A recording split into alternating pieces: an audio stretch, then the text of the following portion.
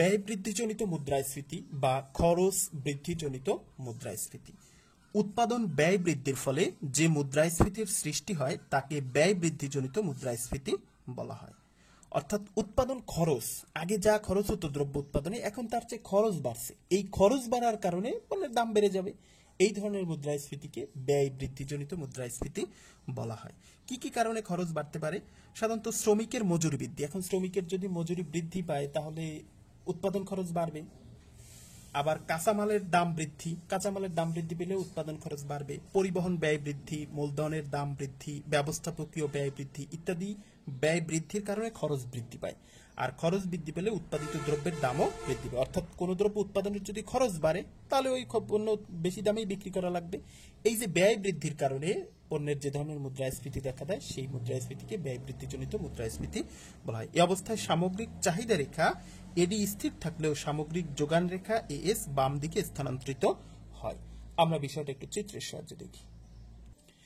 চিত্রে ভূমি অক্ষে উৎপাদনের পরিমাণ এবং লম্ব অক্ষে দাম স্তর দেখানো হচ্ছে। এডি হলো সামগ্রিক যোগান রেখা, আর এই যে এএস অন হলো একটা যোগান রেখা, এএস2, এএস3 তিনটা যোগান রেখা দেখানো হচ্ছে।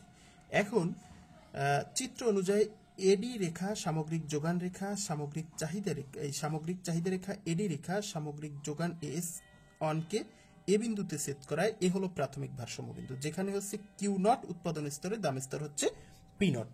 কিউ নট উৎপাদন স্তরে, দাম স্তর হচ্ছে পি নট। এখন কোনো কারণে যদি খরচ বেড়ে যায় তাহলে যোগান রেখা বাম দিকে স্থানান্তরিত হয়ে যোগান রেখা হবে এএস2। সেক্ষেত্রে সামগ্রিক চাহিদা অনুযায়ী ভারসাম্য বিন্দু হবে পি। এই বিন্দুতে এই বি ভারসাম্য বিন্দু হবে বি। এই বি বিন্দু অনুযায়ী উৎপাদন আগে ছিল কিউ নট পরিমাণ, এখন কিন্তু কিউ ওয়ান পরিমাণ হয়েছে, অর্থাৎ উৎপাদন হ্রাস পেয়েছে। এবং আগে দাম ছিল পি ওয়ান, এখন পি নট, এখন হয়েছে পি ওয়ান, তার মানে দাম বৃদ্ধি পেয়েছে। এই যে উৎপাদন হ্রাস পাচ্ছে আর দাম বৃদ্ধি পাচ্ছে, এটা হচ্ছে সামগ্রিক ব্যয় বৃদ্ধির কারণে, উৎপাদন খরচ বৃদ্ধির কারণে উৎপাদন কমতেছে আর দাম বৃদ্ধি পাচ্ছে। এবার কোনো কারণে যদি সামগ্রিক যোগান রেখা হচ্ছে এএস3 হয়, অর্থাৎ তাহলে হচ্ছে উৎপাদন কিন্তু আরো কমে যাবে, কিউ3 হয়ে কিউ ওয়ান হয়ে যাবে। সেক্ষেত্রে হচ্ছে দাম স্তর কিন্তু পি2 হয়ে যাবে, অর্থাৎ সি বিন্দু অনুযায়ী দাম স্তর হচ্ছে পি2 হয়ে যাবে, অর্থাৎ উৎপাদন কমতেছে আর দাম বাড়তেছে। এখানে একটা বিষয় দেখলাম যে ব্যয় বৃদ্ধিজনিত কারণে যে মুদ্রাস্ফীতি, সেক্ষেত্রে চাহিদা কিন্তু একই থাকে।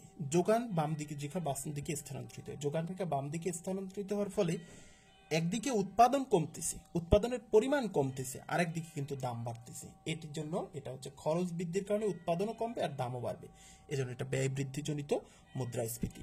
একটা বিষয় মনে রাখতে হবে, চাহিদা বৃদ্ধিজনিত মুদ্রাস্ফীতির ক্ষেত্রে কিন্তু প্রাথমিকভাবে চাহিদার পরিবর্তন হয়। চাহিদার পরিবর্তন হলে সাথে সাথে কিন্তু কিছুটা যোগানও বাড়ে।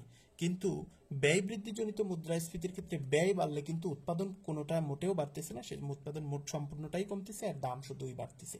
এজন্য চাহিদা বৃদ্ধিজনিত মুদ্রাস্ফীতির তুলনায় ব্যয় বৃদ্ধিজনিত মুদ্রাস্ফীতিটা কিন্তু অর্থনীতির জন্য বেশি ভয়ঙ্কর। আমরা একটু চিত্রের ব্যাখ্যা দেখি। চিত্রে এডি হলো সামগ্রিক চাহিদা রেখা, যা সামগ্রিক যোগান এএস অনকে এ বিন্দুতে ছেদ করায়। এ হলো প্রাথমিক ভারসাম্য বিন্দু, অর্থাৎ সামগ্রিক চাহিদা রেখা এএস অনকে এ বিন্দুতে ছেদ করায়, এ হলো প্রাথমিক ভারসাম্য বিন্দু। এ বিন্দুতে পি নট দাম স্তরে উৎপাদন হলো কিউ নট। এই এ বিন্দু অনুযায়ী পি নট দাম স্তরে উৎপাদন হলো কিউ নট।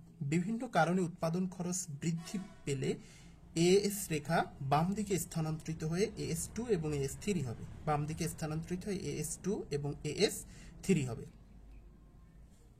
ফলে দাম স্তর বৃদ্ধি পেয়ে উৎপাদন স্তর হ্রাস পাবে এবং মুদ্রাস্ফীতি দেখা দেবে। আর এই দাম স্তর বৃদ্ধি পাবে, উৎপাদন হ্রাস পাবে, এই ধরনের মুদ্রাস্ফীতিকে ব্যয় বৃদ্ধিজনিত মুদ্রাস্ফীতি বলা হয়।